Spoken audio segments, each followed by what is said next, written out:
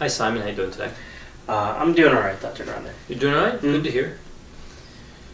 How have you been feeling over the last few weeks? I've been doing okay, but there's kind of one thing that I've been dealing with recently. So I took a new position at work, and part of that position is now like going to these meetings, right? And every time that I go to the meeting, I just get like super anxious when I think about like having to talk to my coworkers, or if I have to like give a presentation that day. And it's really like I think it's just really affecting like my ability to really do the meetings. Like it's really bad. It's disruptive, it sounds like. Yeah. Mm-hmm. Has it ever stopped you from completing a meeting? Yeah, actually, one of the meetings the other week, I had to like step out and kind of like go to the bathroom and take a couple like deep breaths and like wash my face off to kind of just like calm down as much as I could. And I didn't think I was gone for that long, but when I came back in, like I realized that I'd been gone for like 10-15 minutes. So like I missed some key points, and I had to go grab another coworker to kind of like catch me up after the meeting. Catch up, yeah. So when you stepped out of the meeting, were you the focus of attention at that point, or was somebody else speaking? No, it was someone else. It was someone else speaking, but I was up next, so I was thinking about getting ready to present, and that's when I was kind of like able to slip out. All right. So you think of it as like what happened that moment is kind of a panic attack? No, I don't think it's a panic attack, because it really only happens when I have to either meet someone new or give a presentation, or just kind of like be around people that I don't know very well, you know. Like I think since it only happens at that time, I don't know. What are the physical symptoms? How do you feel physically, like particularly at that moment when you realized that you needed to leave and go take a moment? I was just kind of like anxious. I was lightheaded. My breathing was fine, but like my heart rate was increasing, and like my hands were getting a little balmy. All right. Mm-hmm. So there's maybe some symptoms of panic mixed in there, because you have some of the kind of physiological symptoms of panic, but more like you're describing the way you're framing is kind of like a strong anxiety. So let's go with that. Let's say it's a strong anxiety. Seems like it's similar to panic. Maybe kind of what you're describing seems like a social anxiety, what we call social anxiety. So it's when people are get very anxious and have those physiological symptoms that match that severe anxiety when they have to interact socially, especially with a group of people. And particularly if that group of people is evaluating them in some way. Like if they're all looking at you when you're talking. Right, yeah, exactly. Right. So you think maybe that's what's going on? Yeah, social anxiety? Yeah, actually, I've heard that before, but I didn't think that was like social anxiety, yeah. So now that you kind of maybe recognize what it is, can you think back and identify how long you've had this type of reaction? I mean, I've had it, I guess now that I think about it, I've had it for like at least a good portion of my life. Like I've always been kind of nervous, like when I'm meeting new people, or like I said, when I have to give a presentation or get up in front of people. Sometimes like I wouldn't know what to say, and I would like kind of freeze and just really feel like really awkward. So a really awkward feeling, and you've had it for some time now. Maybe you're noticing it now because of more now because of the job that has these meetings. Right. So maybe you're being kind of pushed into situations that are more likely to trigger it. Yeah, I guess that would make sense. Mm. Yeah, so maybe you really haven't changed too much, but your situation has changed, and you're being moved into more stressful situations. All right. So let's go into the assumption that you've had what we refer to as social anxiety for some time. Have there ever been points in that period of time when you feel like you've had this, where there have been exceptions, where the symptoms really didn't come up when you otherwise might have expected them to come up? Well, I mean, like back in the day during like late high school, and then when I was in college, like when all my friends wanted to go out to parties, like I was kind of like nervous going out, but then I also didn't want to be the guy that like was just sitting home all the time. So I mean, it made it kind of easy just to like pregame a little bit, and just like have a couple of shots before I go out, and that would calm me down at least enough that I would be like okay talking to people I didn't know. All right, so drinking really reduced that social anxiety. Yeah. All right, and that seemed to work for you back in that context. How would that be received, do you think, in your work environment now? Well, I mean, I can't just take a couple shots before work. Right, so So something that worked then, but maybe not as productive for you now. Yeah. All right, but it's good that you're able to identify that. So you kind of see where I'm getting in terms of you were able to find an exception. Yeah. Okay. Yeah, maybe that one in particular we can't really use, right? For, because of the work situation. But I think that you're connecting with the idea. Think back. Is there any other times when there's been an exception? I guess like,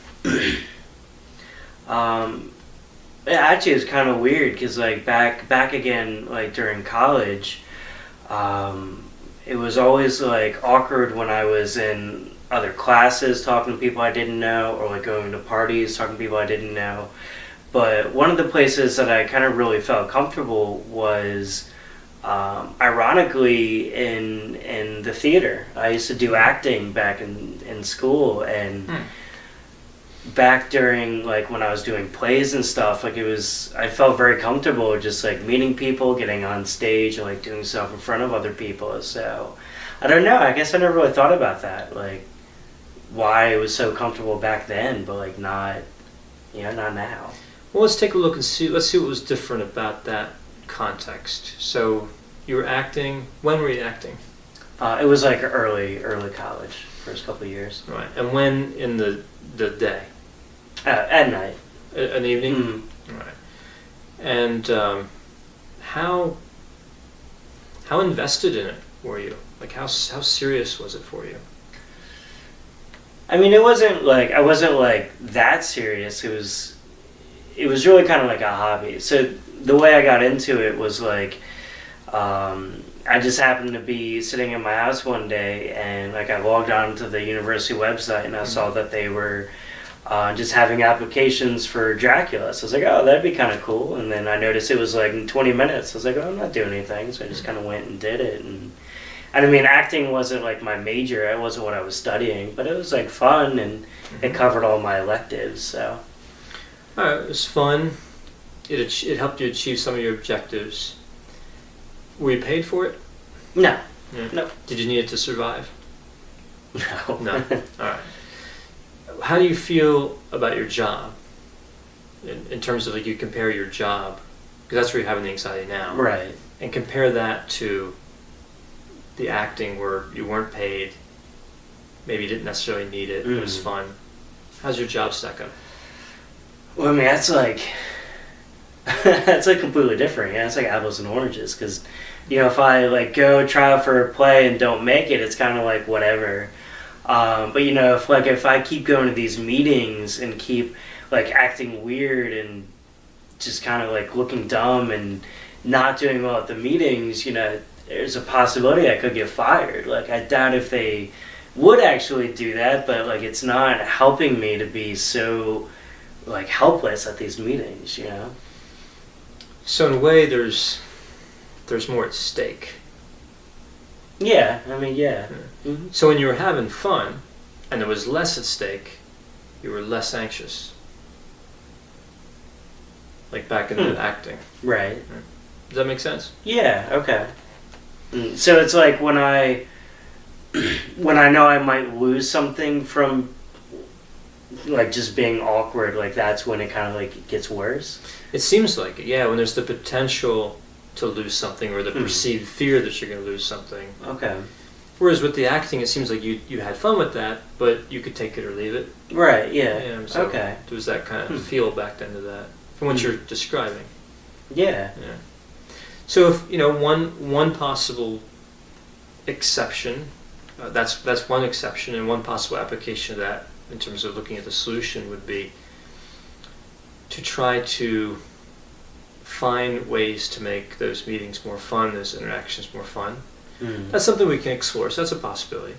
Any other exceptions in your past? Well, I guess like when I think about it, one of the things that makes you feel like, I guess, more comfortable talking with other people is either like if I know them like pretty well, or if I'm hanging out with someone that I know well. Like I don't have any kind of problems with this with like my close friends, or even friends that I like see in class or like talk to every now and then. If I at least know them to some degree, then it's a little bit easier, I guess. All right, so if you know someone and you're comfortable with them, even if there's several people, as long as you know them all, that type of group isn't really as intimidating for you. Yeah, no, not if it's just like a group of people, like a group of friends or anything. All right. So how about the relationships you have with your coworkers, like specifically that are in that meeting? Well, how many are in that meeting? It's usually between like 6 to 10. 6 and 10. Okay. And how many would you say that you know well enough to where you wouldn't be anxious if it was just them? Well, I mean, it's a new position that I just moved into, so I actually only know one guy, just because he was transferred over to this department around the same time I was, and we knew each other kind of well in the last department. So he's really the only guy that I, know pretty well in there. All right. So if you had a relationship with the other people that's similar to the one you have with him, what would that do with your anxiety? I mean, I guess it might make it easier. Like if it's like I'm fine talking to just him, or like I'm fine talking to like the groups of people that I knew in the last department. So, I mean, I guess it just kind of makes sense that if I got to know the people that I was presenting to, like it'd probably make it a little bit easier. Yeah. So it'd make it a little less anxiety provoking. It'd be a little more casual, maybe a little more fun. Yeah. Okay. Right. So there's a theme here, I guess, with your exceptions, right? Like so, having fun and knowing the people well seem to be helpful to you in these situations. And what you're describing now is your work environment is new, doesn't seem fun, and you don't really know the people well. Right. So you're struggling with the anxiety part. So is there a way that in this work environment you can get to know some of the other people or all the other people in the meeting? I mean, I can try to, but like that's just tough because it's like I would, if I like pull them aside just to talk to them or something, like I would be nervous even then. Like even if it was just me like one-on-one with someone that I don't know at all, like I think it would be tough to do. Like how would I get through the anxiety of that? Would that be as anxiety provoking as talking in front of all of them? No, if it was like one-on-one. All right, so it would be less anxiety, but it would still be enough to concern you. Right. All right. What about building off the friendship you already have? Like, you said you know the one guy. What if you kind of arranged it, if you could do this, to where it was you and him, and then like one other person you wanted to build a relationship with? Yeah, I guess I could do that, because like I guess that's when I think about it, like that was one of the things that I used to do back in college too when we were partying. Like if I went to a party, if I at least knew like one good friend there, then it was at least like bearable to like open up and talk to people. So yeah, maybe if it's like, maybe if I have him with me, like as I'm going around meeting these people, that might work actually. Right. Does that potential solution seem like something you could follow through with? Yeah, I guess. I mean, if we're totally ruling out like the taking a couple shots before work, like I can't. Yeah. Yeah, that's probably something we need to rule out. Yeah. Right. Yeah, I think I could probably do that. All right. So let's try that. So for the next, I'll see you again in a week. So between now and when I see you next, you're gonna have another one of these meetings. Yeah. You are, okay. So you'll have potentially some more anxiety there. Will you have opportunities to, with your friend, meet and talk to some other people? I think so. Yeah, because we usually like people from the office usually go out to lunch together all the time. So I can maybe try to see if like me, him, and just a couple others can go out for lunch or something. Great. All right. That sounds like a good plan. Does that make sense to you? You think that's a good plan? Yeah. I think that might work. I mean, I'm willing to at least try it. All right.